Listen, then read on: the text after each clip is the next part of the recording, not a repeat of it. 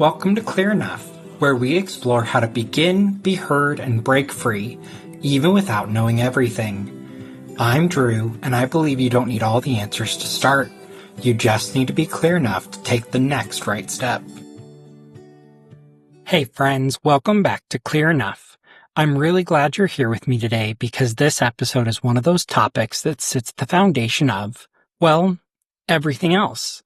It's the question of whether we wait to feel ready before we begin, or whether we start imperfectly before we feel prepared, before we feel qualified, and sometimes even before we feel worthy.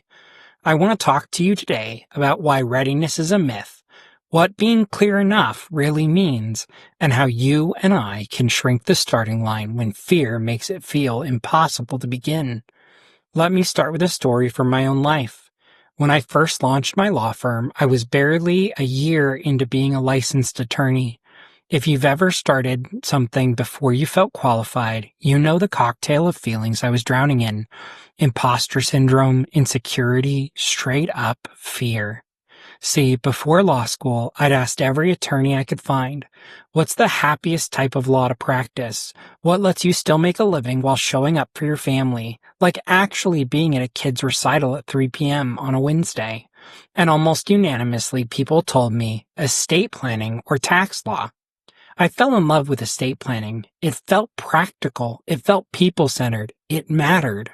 But then I got to law school, and I loved it. Well, I hated law school, but I loved estate planning. Law school was a miserable experience.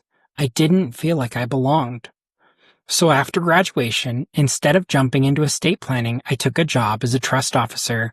It was adjacent to the work I loved, but something was missing. I felt stuck, and I couldn't shake the thought that maybe I should start my own thing. Here's where it gets wild.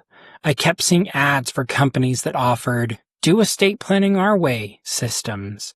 I thought they were scams, but curiosity won, and after researching one of them, I decided to call. The sales rep convinced me to try their program. Now, I had 4 kids at the time, very little margin, and this thing cost thousands of dollars. I negotiated the price down, scraped it together, and bought the course. And I did the work. I watched the videos. I followed the steps. But here's the problem. I still didn't feel ready. Even with all the training, I didn't feel worthy of asking clients to pay me for estate planning. I didn't feel like an expert. I didn't feel like I could provide enough value. But the course had this guarantee. If you didn't land your first 2 clients and make enough to cover the cost, you could get a refund. So I thought, fine, I'll at least try.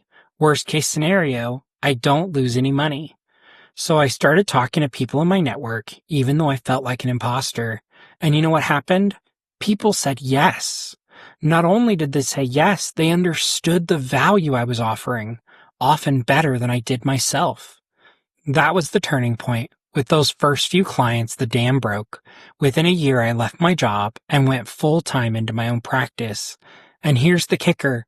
I never once felt ready. What I felt was terrified, but by starting anyway, I learned that credibility grows through action, not preparation. So let's pause here and ask, why do we believe we need to be ready in the first place? I think it comes from school. Think about how we were raised in education. You study for a test, and if you studied well, you know exactly what's going to be on the test. Memorize, regurgitate, succeed. That model trains us to think life works that way. If I just prepare enough, I'll be able to predict every outcome. If I just gather enough information, I'll have the right answers. But real life doesn't work like school. Real life throws curveballs. Real life doesn't give you the answer key ahead of time. No matter how much you prepare, you can't anticipate every outcome. So if we're waiting until we feel ready, we'll be waiting forever. Here's where I want to get practical. If readiness is a myth, how do we actually start? I found 3 small entry points that make beginning feel less overwhelming. First, shift the story. Most of us are pros at catastrophizing. We imagine the absolute worst case scenario. If I try this, I'll fail. Everyone will laugh. I'll lose my job. My family will think I'm irresponsible. If you're already making up stories, at least give equal time to the best case scenario. What if this works? What if someone's actually helped by this? What if this changes the trajectory of my career? I'm not saying you ignore risk, but don't let fear monopolize your imagination. Second, embrace beta now, better later. This is a phrase one of my mentors that stuck with me. Beta now, better later. It's the idea that you put something out in the world, even if it's messy, even if it's 80%, because you can refine later.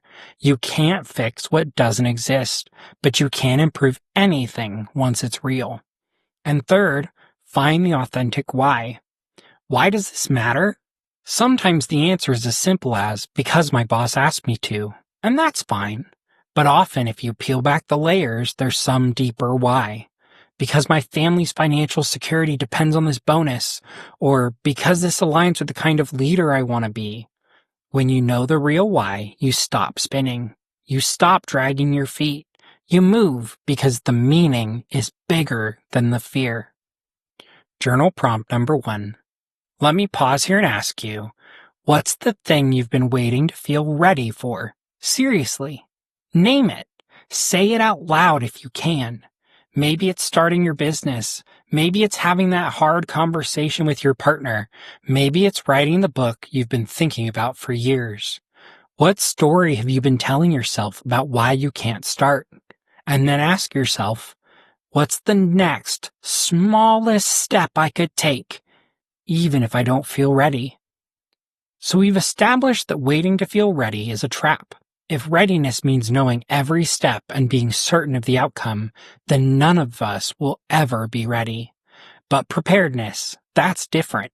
Preparedness is about cultivating resilience, adaptability, and confidence that whatever happens, you'll figure it out.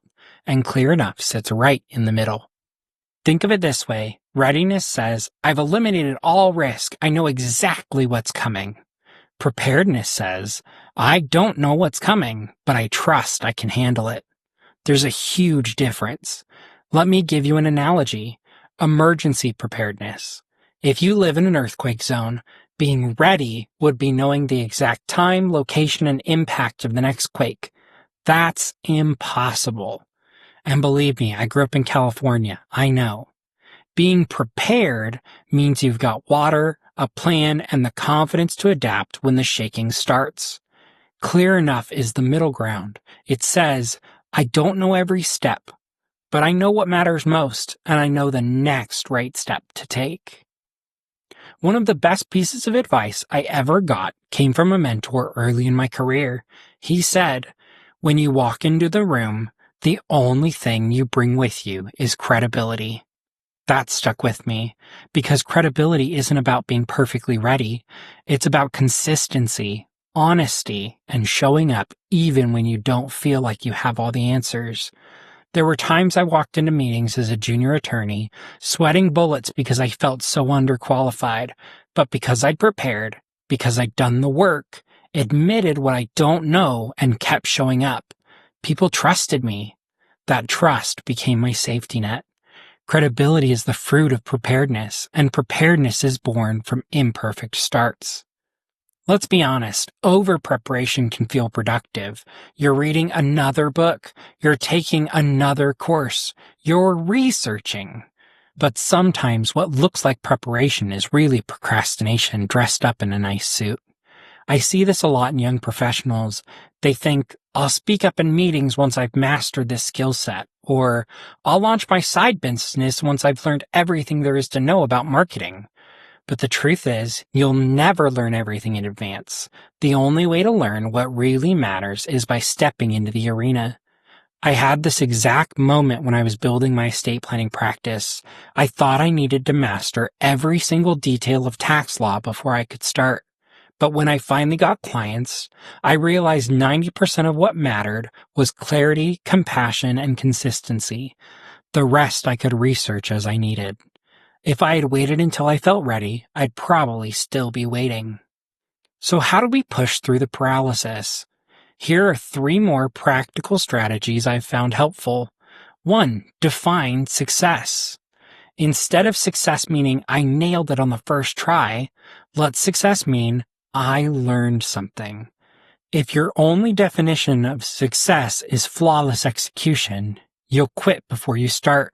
But if success is progress, you'll win even when you stumble. 2. Set micro commitments. Sometimes the mountain looks impossible, but you don't climb Everest in a day, you climb it one step at a time. For me, I was trying to launch my firm. My first micro commitment wasn't build a 6-figure practice. It was have one conversation with one potential client. That conversation built momentum for the next one, and then the next. 3. Practice out loud. This one is huge, especially for those who struggle with perfectionism. Whatever you're working on, your pitch, your idea, your story, practice it out loud. Why? Because the moment the words leave your mouth, they stop being abstract and start being real. You'll hear where you stumble. You'll notice what feels authentic. And the more you practice saying it, the less scary it feels to actually share it. Journal prompt number 2. Pause for a second and ask yourself, where in your life are you over-preparing right now? What's the project, the conversation, the dream you keep circling around but haven't started? And what would happen if you redefined success, not as nailing it, but as learning from it? Let me share another story. When I took the Nevada bar exam, it was kind of on a whim. Now, that might sound crazy because the bar is not something people normally do spontaneously, but here's the deal. I wasn't even sure I wanted to be a practicing lawyer again at that point. But I thought, what's the worst that could happen? If I fail, at least I'll know where I stand. So I signed up, studied hard, and passed. That decision to take the bar before I felt ready changed the trajectory of my career. Had I waited until I felt confident, I may never have taken it at all. A lot of our hesitation boils down to fear. Fear of failure, fear of judgment, fear of not being enough. And look, fear is normal. Fear means you care. But here's the trap. We often think fear means stop. In reality, fear can mean pay attention. Fear can be a signal that you're stepping into something meaningful. When I started my firm, fear was with me every single day. But instead of waiting for it to disappear, I learned to carry it with me, to let it ride shotgun while I drove forward anyway. So let's bring it back to the core idea. Clear enough doesn't mean confident. It doesn't mean fearless. It doesn't mean fully ready. It means you've identified what matters, you know the direction you want to go, and you're willing to take the next imperfect step in that direction. For me, that meant acknowledging, I want to build a practice where I can serve families, use my skills, and still show up for my kids. That was my compass. I didn't know all the details, but I was clear enough to begin. Journal prompt number 3. Think about your own compass. What's the value, the dream, the direction that matters to you? Not the whole map, just the compass point. What's the one thing you know you care about that you want to move forward? Write it down. Speak it out loud. That's your clear enough. We've talked about readiness versus preparedness. We've talked about shrinking the starting line. We've dug into fear, stories, and how credibility builds over time.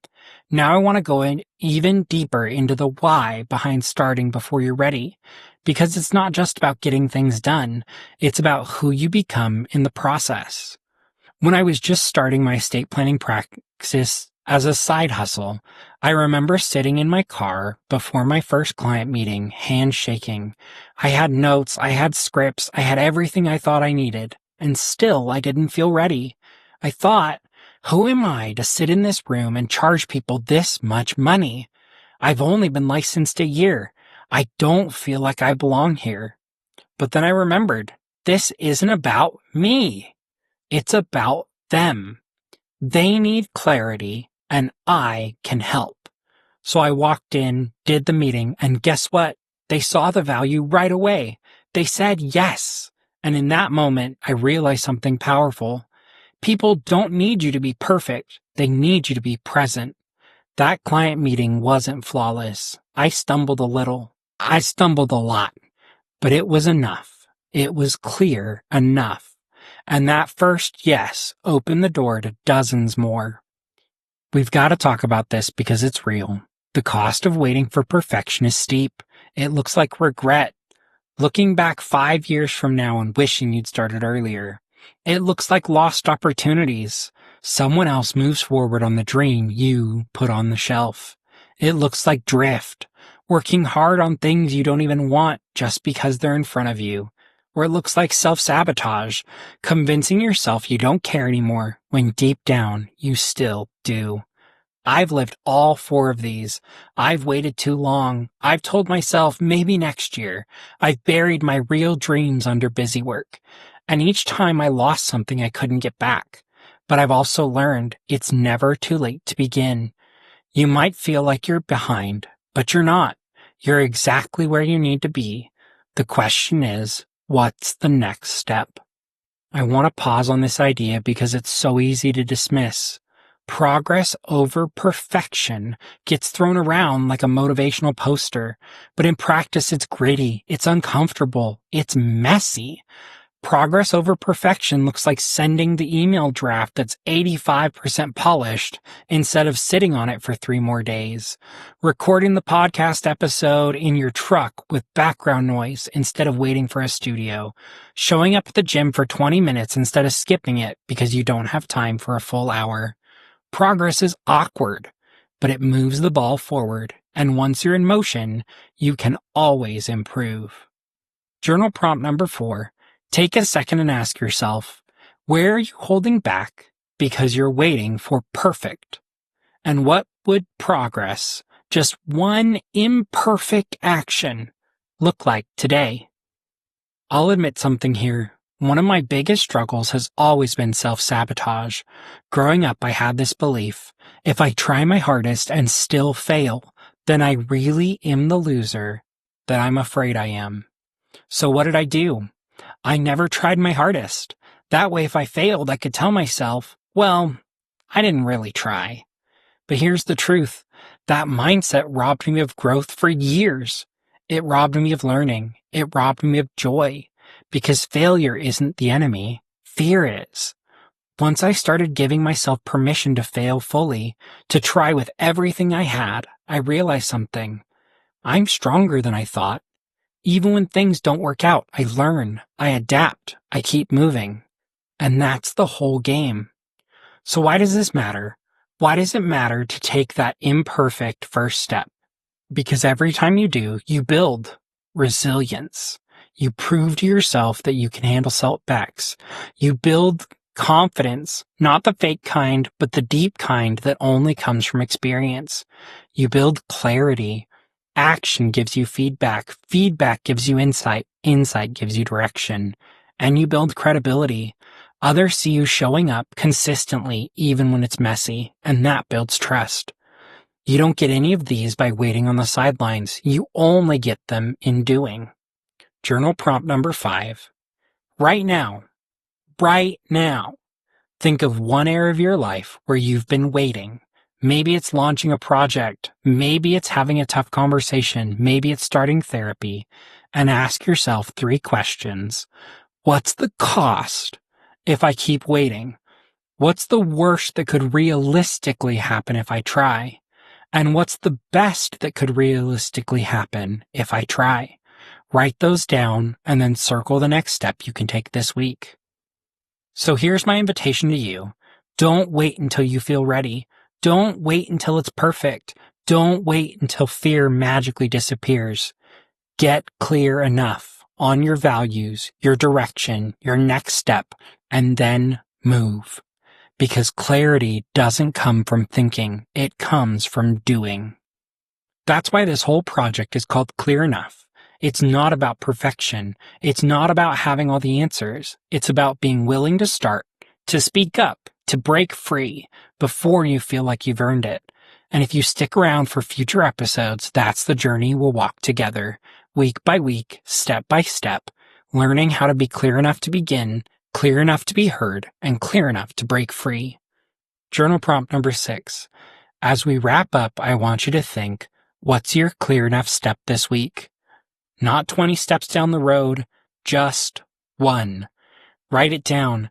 Tell someone. Maybe even tell me. I'd love to hear your story, and you can follow me at clear.enough on Instagram. You don't need perfection. You don't need permission. You don't need to feel ready. You just need to be clear enough. Thanks for spending this time with me today. If this resonated with you, I'd love for you to share this episode with someone who needs to hear it. And of course, make sure you subscribe so you don't miss the next conversation. Until then, keep moving forward, one imperfect step at a time. Thanks for listening to Clear Enough. If today's episode connected with you, share it with a friend or leave a review. And remember, you don't need to know everything. You just need to be clear enough to take the next right step.